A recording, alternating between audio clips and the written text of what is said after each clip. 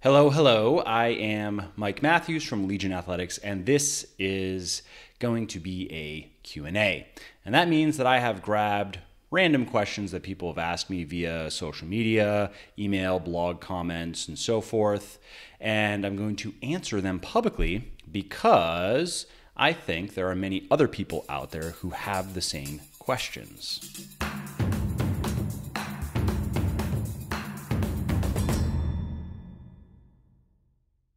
And okay, I know there are many people out there who have the same questions because I often get asked the same questions. So let's just start at the top. The first question is it bad if I don't sweat while I work out? And the answer is no, not necessarily, because sweating a lot during a workout doesn't necessarily mean that you're burning a lot more calories than if you sweat less, or gaining more muscle and strength than if you sweat less. All it means is your core body temperature is not staying elevated enough, long enough to make you sweat a lot. And I often get asked this from people who are following my programs for men and women, Bigger, Leaner, Stronger, and Thinner, Leaner, Stronger, respectively, because those programs are primarily strength training programs. They are strength training with a bit of bodybuilding work added onto it, or strength training plus accessory work.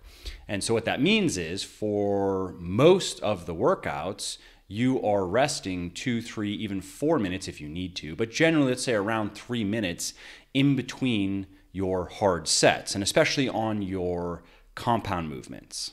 Now, those longer rest periods are actually an important part of the programs because in order to progress on the programs, you have to get stronger over time.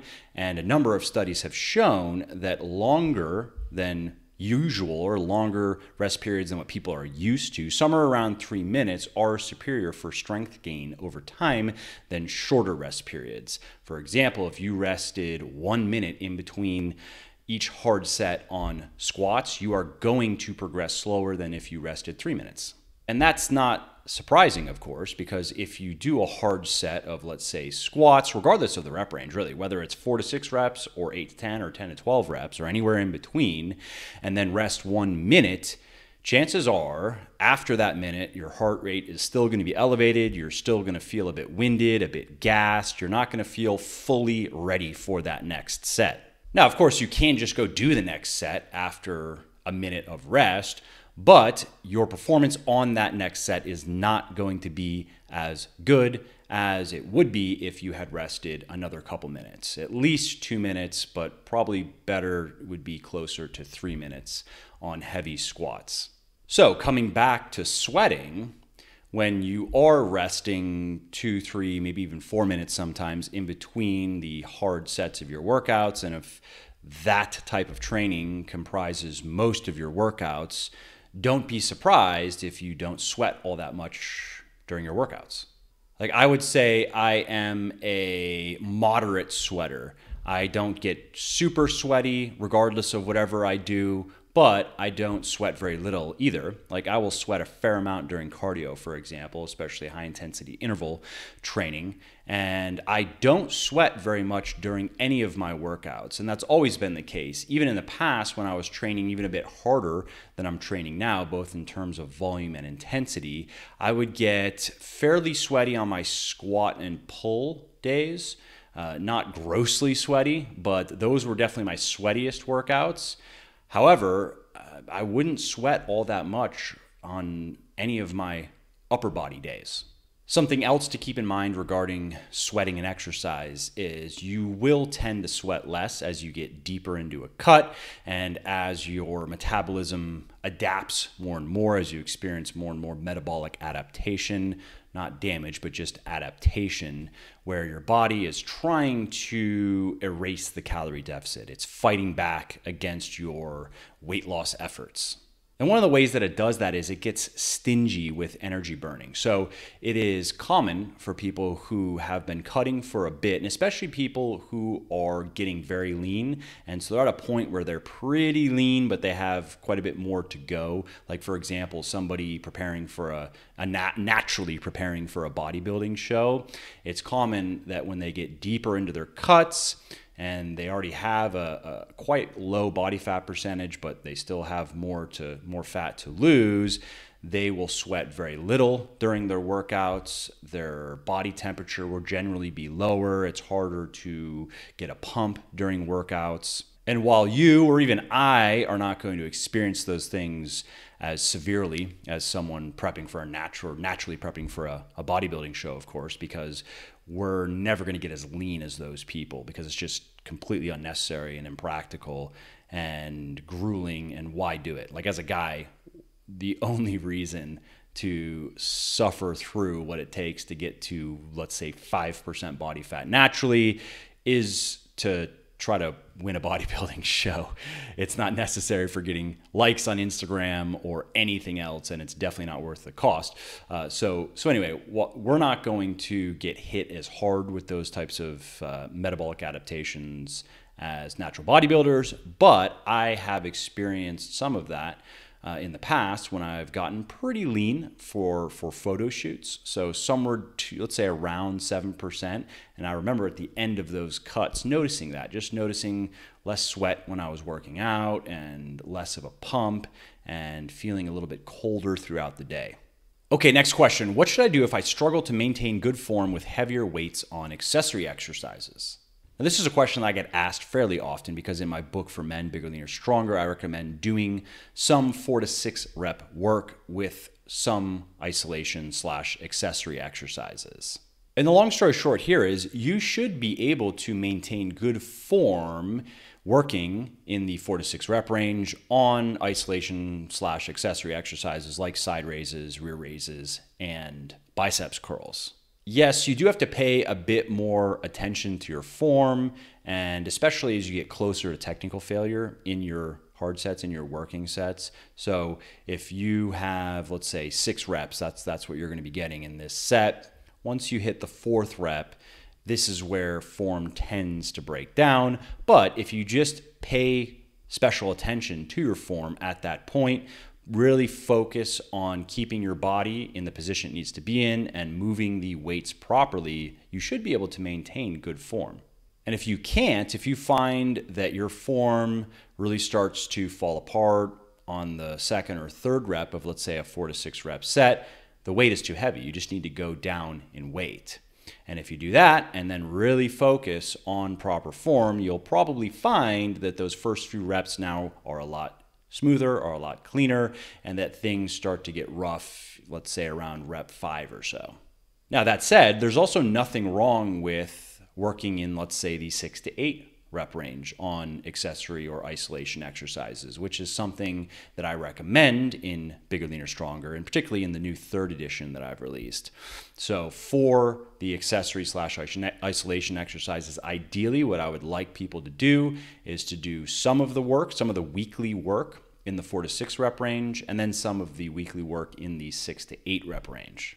But if the 4 to 6 rep work is really not going well for you, and if you really are struggling to maintain good form, then just work in the 6 to 8 rep range exclusively on your isolation/accessory exercises. Now, one exercise in particular that really tends to give people trouble is the dumbbell side raise. And I understand it's a pain in the ass. It's a pain in the ass to use any decent amount of weight. It's a pain in the ass, let's say, to work anywhere below 10 reps and maintain good form throughout each rep of each set.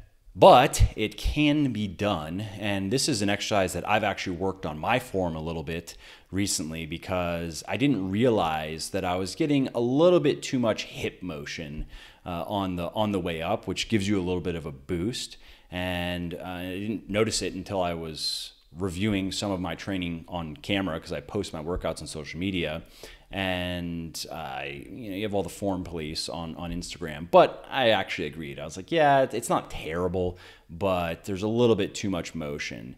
And fortunately, my shoulders are pretty strong. It wasn't that I couldn't handle the weights. It's just that I guess I just wasn't paying enough attention. And so by simply forcing myself to keep my hips in place, preventing them from shifting forward, I was able to continue using the same weights, and I lost maybe a rep on my hard sets. And a little tip on that exercise that has really helped me is instead of starting it standing tall with the weights at your sides, start with a slight bend. So you're slightly bent forward. Your hips are pushed a little bit back as if you were getting into a deadlift or squat, starting a squat, right? So your hips are a little bit back, you're a little bit bent forward, and the weights are right in front of you, down in front of your crotch. And then you simply want to maintain that position throughout each rep. And as you start to ascend, as you start to raise the weights, don't shift your hips forward. Just keep them in that slightly back position, stay slightly bent. Don't shift your hips forward and stand up straight to help boost the weights on the way up. That's what I was tending to do on some of my sets, at least the last few reps. Another tip is your arms do not have to be stick straight throughout the exercise. You can do that, but if you do, you are never going to progress. You are never going to get strong on the side raise if you do it that way. So instead, what I recommend is a slight bend in your arms. I like to have my arms somewhere around 150 to 160 degrees while doing side raises and while doing rear raises as well. And if you're not sure what that looks like, just Google 150 degree line or 160 degree line and you will see what I mean. Now, some people bend their arms a lot more. Some people have them in like a 90 degree position, and I don't recommend that. That is just going to make the exercise less effective. Okay, next question. It is, any recommendations for staying in shape during pregnancy? Yes, absolutely. So the most important thing to get right during pregnancy is your calorie intake. And the reason I say that, as far as the mom's health and the baby's health goes, one of the most important things the mom can do is gain a healthy amount of weight during the pregnancy, not too little and not too much. And of course, as weight is dictated by energy balance, whether you gain weight, lose weight, or maintain your weight is dictated by calories in versus calories out. Women who are pregnant want to pay attention to their calorie intake. Now, specifically, the goal throughout the pregnancy is to eat around your total daily energy expenditure, to eat around the amount of calories that you're burning, and to err a little bit on the high side, not the low side. And the reason for that is you want to ensure you are not in a calorie deficit when you're pregnant. Now, of course, if you are in a deficit one day here and there, that doesn't really matter, but I'm talking about generally speaking. You do not want to be restricting your calories while you're pregnant. It is not a time to start cutting or to try to lose weight. Because what happens when you restrict your calories and you create an energy deficit, when you are eating fewer calories than you're burning over an extended period of time, is yes, your body fat levels do go down, but your physiology is negatively impacted in a number of ways. You can think of it like this. Your body goes into a sort of energy triage mode when calories are restricted, and certain non-essential processes in the body are just given lower priority. They are brushed aside to make sure that vital processes are kept running. And so that's why, for example, it is hard, if not impossible, to gain muscle while you're cutting if you are an intermediate or advanced weightlifter. Muscle building, the processes that have to occur to build muscle, are just not very high on the list of priorities when energy is scarce. And so your body is simply not willing to run its muscle building machinery as vigorously as it will when energy is abundant, when you are in a calorie surplus over time, for example. Now, when you are pregnant, there are a lot of new things going on in the body and new demands being placed on it. And of course, as you get deeper into the pregnancy and the baby gets bigger, the energy cost of those processes and those demands goes up, up, up. And so if you are restricting your calories and not giving your body enough energy to meet its demands, it has things it can do to keep going. Of course, you can still make it through the pregnancy and have a healthy baby, but it is not optimal. It's not optimal for you, the mom, in terms of your health during and after the pregnancy, and it's not optimal for the baby and its health during and after the pregnancy. And so what's the easiest way to ensure that we are not in a calorie deficit? It is simply to intentionally overeat, to intentionally eat a bit more than our total daily energy expenditure, TDEE. Specifically, I recommend somewhere around 10%. which is the same recommendation for somebody lean bulking, for example. So if you calculate your TDEE at, let's just say it's 2,000 calories per day to make it simple, you want to be eating, you want to create a meal plan, or you want to be tracking, you want to know that you're eating around 2,200 calories per day. Now, if you're not sure how to calculate your TDEE or what it even is or what it's comprised of, simply Google Legion Athletics TDEE and you will find an article there wrote on it with a calculator that makes it really easy. Now, that's just the starting point, because the standard medical recommendations for calorie intake for pregnant women are TDEE for the first trimester. And again, I would modify that and say slightly more than TDEE. Maybe it doesn't have to be 10%, maybe it's 5%. The only issue with that is your daily energy expenditure really is a moving target. And so if the margin is really tight, 5% is a pretty tight margin, you may actually end up in a deficit when you thought you're going to be in a surplus, simply because you burnt a bit more energy that day or you didn't eat as many calories as you thought. But let's just say anywhere from 5 to 10% above TDEE for the first trimester. Now, for the second trimester, the standard recommendation is to increase daily calorie intake by 340 calories because energy demands are going up as this baby is growing bigger and bigger. And then in the third trimester, you're supposed to add about another 100 calories to your daily intake. So somewhere around 450 calories above your TDEE. And again, if you want to overshoot those numbers by 5 or 10%, that is okay. Okay, so beyond the calories, we have the macros, which should be pretty standard: high protein, moderate high carb, moderate fat, somewhere around 40, 40, 20. Play with those numbers. Let's say keep protein in the range of 30 to 40% of daily calories, and you can play with your carbs and fats as you like.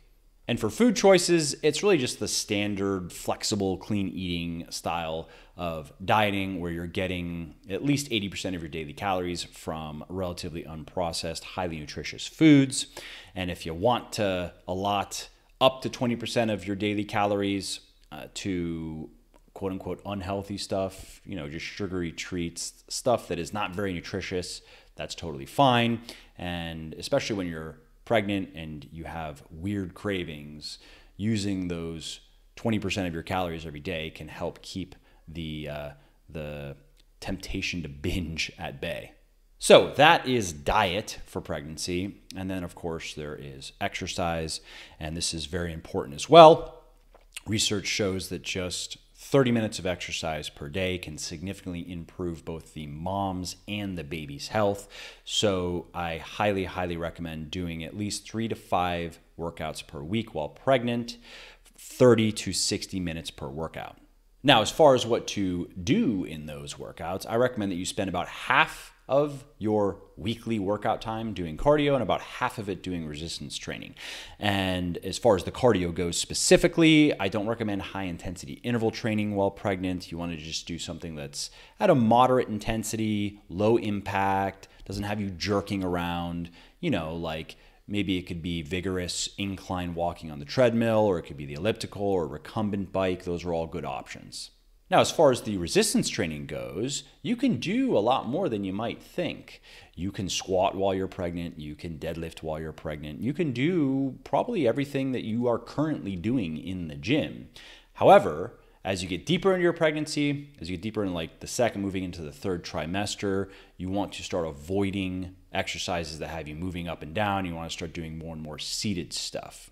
So I think that is a pretty good summary of how to stay in good shape while pregnant. But if you are pregnant now, or if you're going to be pregnant soon, one, I would like you to inform yourself a bit more. Don't just run with the simple things I've shared here.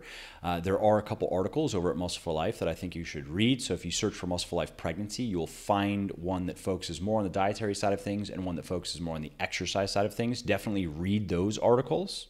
And then, of course, run everything that you want to do by your doctor to get his or her blessing.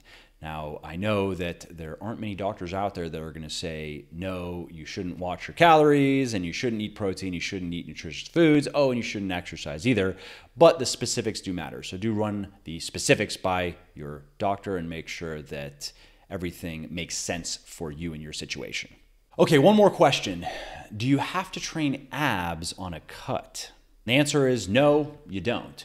Training abs on a cut is not going to make that cut more effective because, unfortunately, you can't spot reduce fat. You can't say, oh, I want to lose belly fat faster, so I'll just do more belly exercises. Research shows that fat burning does increase a slight amount in the areas that we're training when it comes to training muscles, but it is so negligible, it just doesn't make a difference. Practically speaking, it just doesn't matter. And so the only real reason to train abs or core muscles while you're cutting is in hopes of increasing the development of the muscles in your core during that period. And whether or not that will happen depends on your circumstances. If you are an intermediate or advanced weightlifter who has put a lot of time into training their core over the years, it's not going to matter. You're not going to be getting a more defined core or during that 2 or 3 months that you're cutting. Muscle development on the whole, muscle gain on the whole, pretty much just crawls to a standstill. And some people who are in that boat, myself included, think that, okay, so I know I'm not going to get a more muscular core while I'm cutting, but I don't want to lose muscle definition in my core, so maybe I should train abs for that reason. And to that I say, it's not really necessary if you are also doing heavy squats, heavy deadlifts, heavy overhead presses, heavy compound exercises that really engage the core. Those will be enough for maintaining your abs or maintaining, all the muscle that you have down there while you're cutting. Now that said, I do tend to train my core muscles, train my abs while I'm cutting because I always have some sort of core work in my programming and I just keep doing it for no great reason, basically. I'm just used to doing it, so I continue doing it. Now, if you are new to resistance training or to proper resistance training, maybe you've done stuff in the past, but you weren't squatting, you weren't deadlifting, you weren't pressing, maybe you're doing machines or bands or a lot of isolation, accessory type exercises, then you can benefit from training your abs and training your core muscles while you're cutting because you will gain muscle definition. You're not going to gain as much as you would have gained if you were not cutting, but you will gain muscle in your core while you're cutting, just as you will gain muscle everywhere else in your body while you're cutting.